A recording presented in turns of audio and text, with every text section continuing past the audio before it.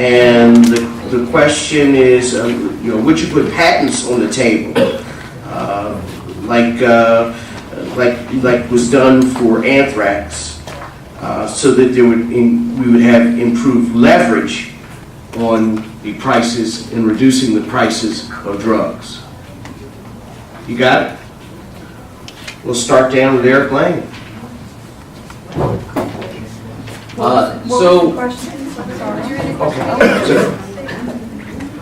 The question was, and then I know that I was lobbied to present this question, but the question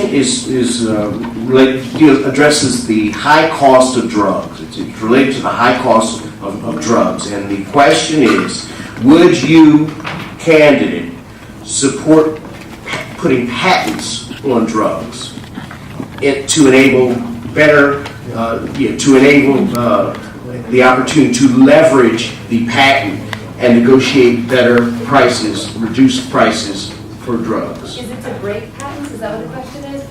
Break patents, yes. Yes. You ready, Eric? Sure. So while I can't speak for my counterparts up here, I've been through the patent process a couple of times through the companies that I've started. So I have a strong understanding about how patents work. In this specific case, I think there's some clarification around medical patents that we might need to come to terms with and have an understanding with for this audience. Patents have a long. Would you mind actually reading the question? It didn't really make sense. We just say. That's what I was trying to clarify. Is what I believe the question was really driving at, because I don't know that the question was. I agree. Fully. So he's fleshing it out. I'm just kind of fleshing it out for you guys. So, because I think I heard it right, and I think I know what it meant to ask. Yep. So if you don't mind bearing with me for a second, I will carry on and bring you guys up to speed, I think, a little bit on the patent process around medicine. Go for it. So, there's 17, 20 years, depending on the patent, that a drug manufacturer gets to keep and isolate themselves on the market. Some of the games that have been played of late is they do funny things like, oh, it was a pill, it was a dry pill before, and now Congress has components of legislation that allow them to artificially extend that patent for another 3 years, potentially, because, oh, they changed it to a chewable instead of a dry tablet. So by just changing the method that it can come in, that causes a problem. Other games that are happening in this industry are, well, let's buy out the company that would create the generic so that there is no generic market.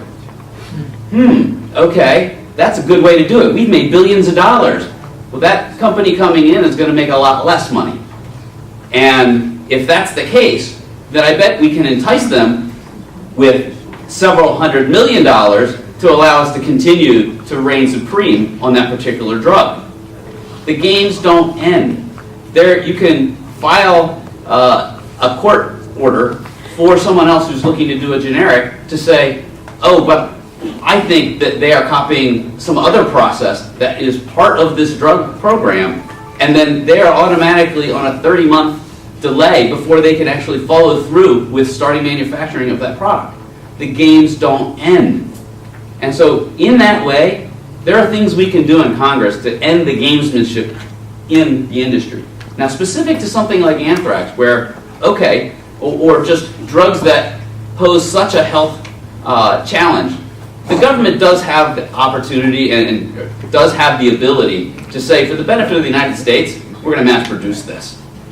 And they can say that specific drug is something that is of national interest to put out there. And that could be something you could argue like Noxalone or something, to end the opioid problem. But maybe more specifically, we have challenges within the system that are driven by economics and not by the medical benefit. So we have to continue to work towards finding reasons to eliminate that profit motive and eliminate the gamesmanship that causes all the pain related to cost of drugs.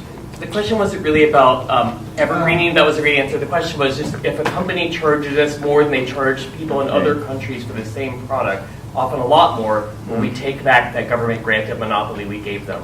Which is why, Thank just you. for a brief second, why I said we have to go to a single rate sheet in my opening statements. That's the way that we get out of it, is let Medicaid handles it for services, but let's have an equivalent that gives us a rate sheet around prescription drugs. And President Trump, I'll actually give him credit for this, he did say that he was proposing an opportunity to say that drug manufacturers in their ads will have to put price in the ads as a policy moving forward. That would be fantastic if they said it's $100 a dose.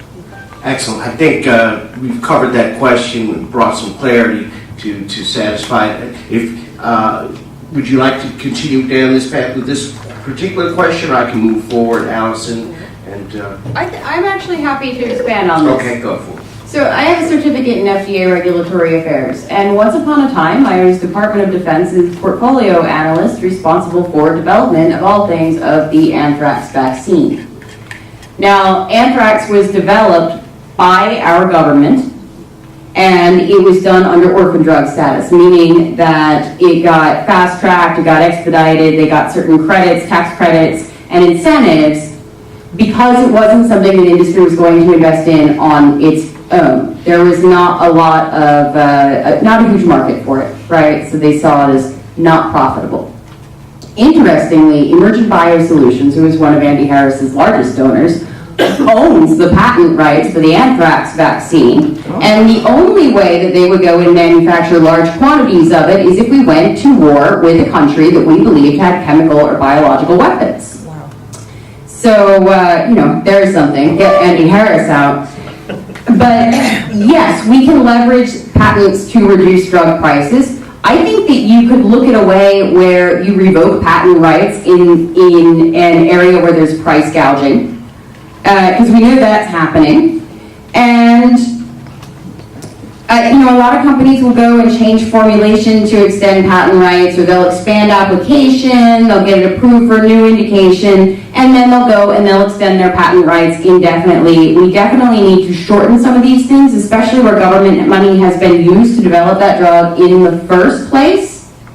And by withholding that and saying, look, if this is what you're going to do with the market and you're going to overcharge people, then we're absolutely going to revoke patent rights on it, and the government is going to manufacture it itself. But that does require an additional investment on our end that we should be aware of.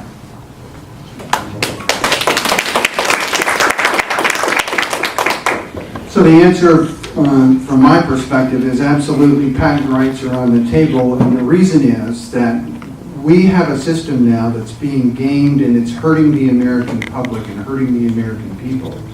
We have 5% of the world's population. We pay 60% of the worldwide profit to the pharmaceutical industry. It comes right here from us. We need to be able to negotiate the price of prescription medication the same way that the VA does. We need to change that. We also, our patent system, with small tweaks, corporations can reestablish the patent for another 17 years, and that's problematic. That's not right. A large part of the R&D that goes in to develop these drugs is actually paid for by taxpayers. And then these large private pharmaceutical companies take that research and development and privatize the profit.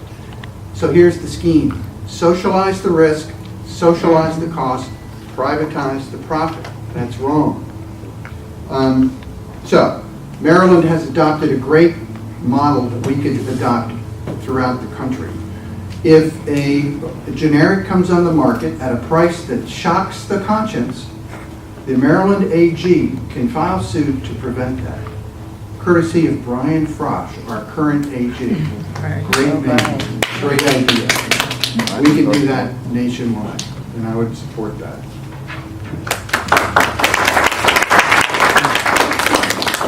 By a show of hands, who's really happy with the amount of money they have to spend on the prescription drugs? Yeah, I'd work on that idea in relation to patents and anything else that we could do to bring down drug prices. I mean, there's really two things. If you care about this issue, there's two areas. One is we have to fight for Medicare to be able to negotiate drug prices. We have to protect the VA. A guy like Ian Harris is trying to privatize and destroy the VA.